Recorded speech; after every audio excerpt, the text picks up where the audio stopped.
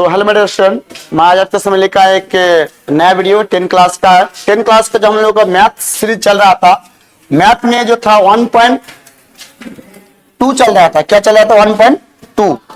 ठीक है, तो 1.2 हम लोग एक्सरसाइज चल रहा था और 1.2 में हम लोग गुणनखंड पढ़ लिए थे। ठीक है, किस विधि से?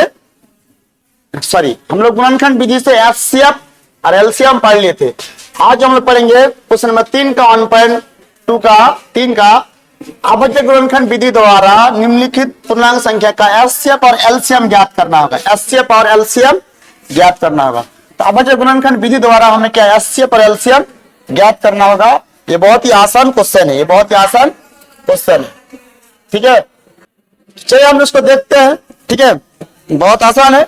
जैसे 2 संख्या वाला था वैसे 3 संख्या वाला भी होगा, कोई दिक्कत नहीं इसमें। ठीक है, तो 3 संख्या में हम लोग कैसे सॉल्यूशन करेंगे देख सकते हैं।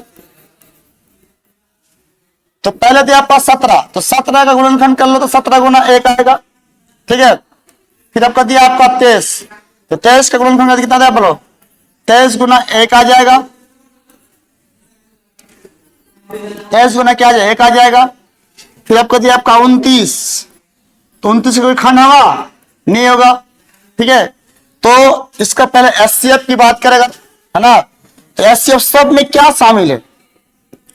इन सारा संख्या में गुणा के रूप में क्या शामिल है? एक ही शामिल है। तो आप बोल सकते हैं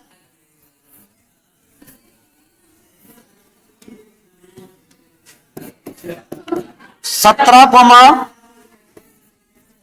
23, 29 का एचसीएफ, 17, 23, 29 का एचसीएफ कितना आ जाएगा? 1 आ जाएगा। कितना आ जाएगा? 1। और एलसीएम की बात करें, ठीक है, एलसीएम की बात करें तो कितना आ जाएगा? 17 गुना 23 गुना, कटेगा तो नहीं? कटेगा तो नहीं, क्या गुना हो जाएगा? 17 गुना 23 गुना 1 कर लेना तो क्या आ जाएगा? एलसीएम आ जाएगा। ठीक है, 11 33 9 आ जाएगा। इससे गुना कितना आ जाएगा? ये आपका क्या बन गया? आपका एलसीएफ। एक क्या बन गया? आपका एचसीएफ। ठीक है, एक बन गया एलसीएम, बन गया आपका एचसीएफ। तो बस 2 संख्या में वही हाल था, बस 2 संख्या था। हाँ, 2 संख्या फॉर्मूला था एलसीएम बराबर 2 संख्या गुना बराबर एलसीएम इंटू एचसीएफ। यहाँ पे वैसा कोई फॉर्मूला नहीं है। ठीक है, तो ये निकाल सकते हैं, यहाँ पे दोनों में पूछ सकते हैं कभी कभी। ठीक है, चलो यहाँ पे नोट कीजिए, फिर आगे हम देखते हैं।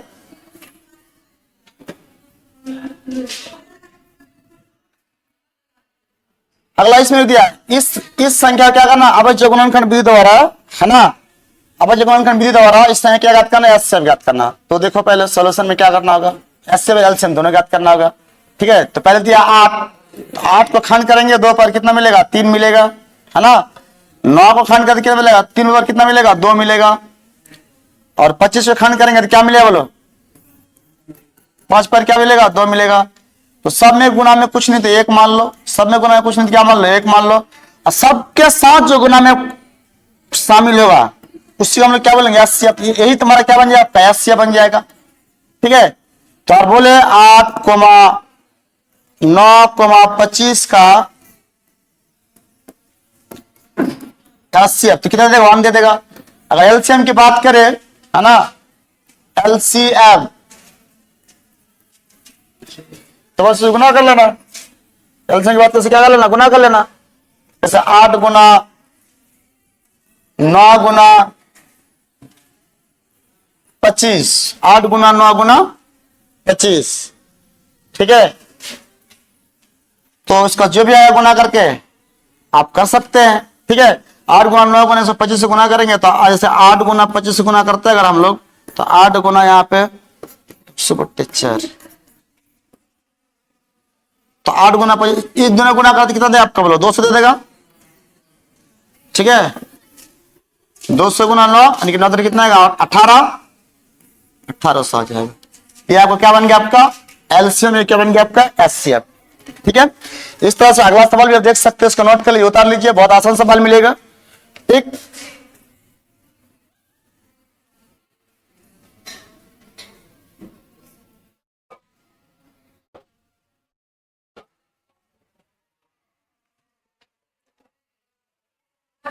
देखिए 4 नंबर का सवाल थोड़ा अच्छा है। क्या दिया हुआ?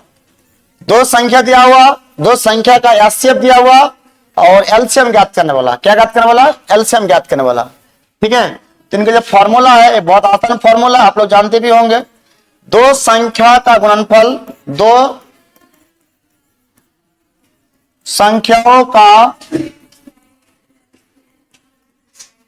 गुणनफल बराबर, ठीक है, HCF इंटू LCM।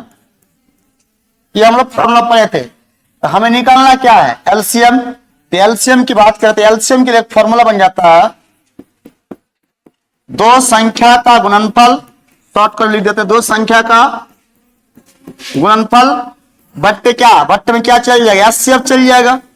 ठीक है, अब हमको यहां दिया हुआ है दो संख्या भी देकर रखा और दो संख्या एचसीएफ भी देकर रखा, तो एलसीएम निकालना है, तो बोले ये वाला फॉर्मूला लगा दे, बस बन जाएगा। दो संख्या कितना है आपको बोलो? इतना गुना 557 और बट्टे कितना आपका? 9। तो 9 का पारा में जो कटेगा उसे कटा के बना लो आराम से। ठीक है, पहले 9 का पारा में करने तो 3 के पारा में कटाइए। देखो कैसे कटेगा, 3 का पारा 3 3 9। ठीक है, यहाँ पे 3 2 से 30 और 3 2 6 और कटा 3 पारा में कटेगा, तो कटाओ उसको, कितना में कटेगा? देखो 3 3 9, 12 कट रहा, 3 कम 3 है ना, तो 3 3 9, तो 1 बचा 12, 4 3 12। ठीक है, तो आपको करना क्या, आप इसका एलसीएम ज्ञात करोगे।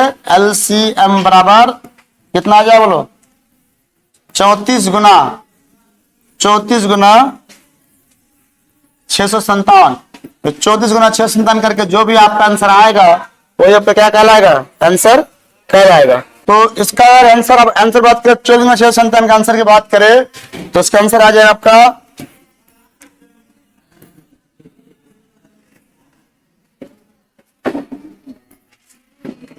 क्या, आपका आंसर आ जाएगा।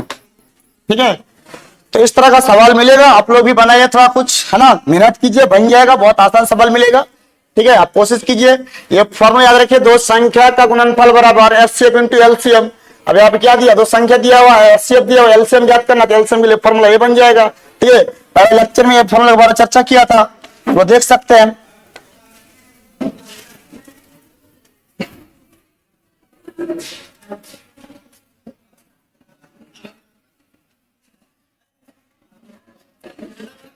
तो ठीक है, हम लोग यहां तक रखते हैं, फिर मिलते हैं हम लोग एक नेक्स्ट वीडियो में, है ना।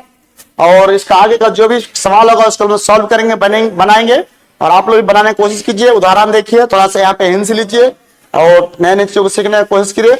और फिर मिलते हैं नेक्स्ट वीडियो में, तब तक के लिए जय हिंद।